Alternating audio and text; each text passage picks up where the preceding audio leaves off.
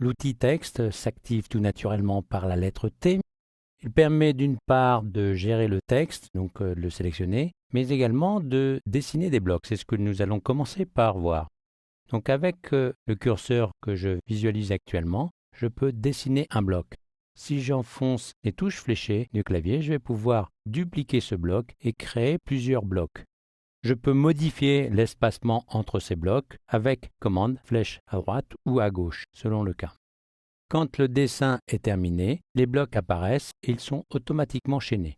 Je peux maintenant cliquer dans un bloc et saisir un texte ou remplir le bloc par importation ou encore à l'aide d'un texte de substitution que je vais trouver dans le menu texte, remplir avec le texte de substitution. Automatiquement, le chaînage permet le remplissage des 3 blocs.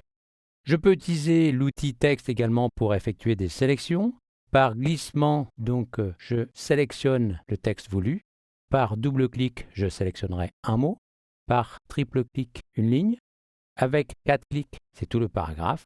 Et avec 5 clics ou commande A, c'est la totalité du texte.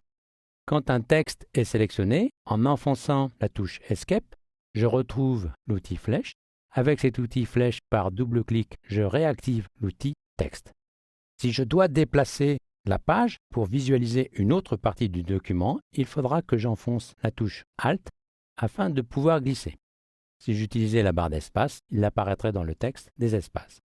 Quand j'enfonce la touche commande, temporairement l'outil texte se transforme en dehors du bloc en outil flèche. Je peux alors sélectionner le bloc, ce qui va me permettre d'utiliser l'outil texte curviligne qui se trouve caché derrière l'outil texte normal. Avec cet outil texte curviligne, je peux cliquer sur un tracé sélectionné et saisir le texte que je souhaite placer sur le tracé. Je pourrais également, comme je l'ai fait précédemment, remplir avec un texte de substitution. Une fois cette opération réalisée, si j'enfonce la touche commande, je retrouve temporairement l'outil de sélection, ce qui me permet de sélectionner à nouveau le tracé pour, par exemple, modifier sa couleur. Cette opération s'effectue maintenant directement dans le panneau de contrôle. Là, le texte seul reste visible.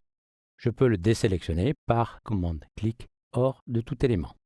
Cet outil est un des outils les plus utilisés, soit en action directe, soit à partir de l'outil sélection et double-clic dans un bloc.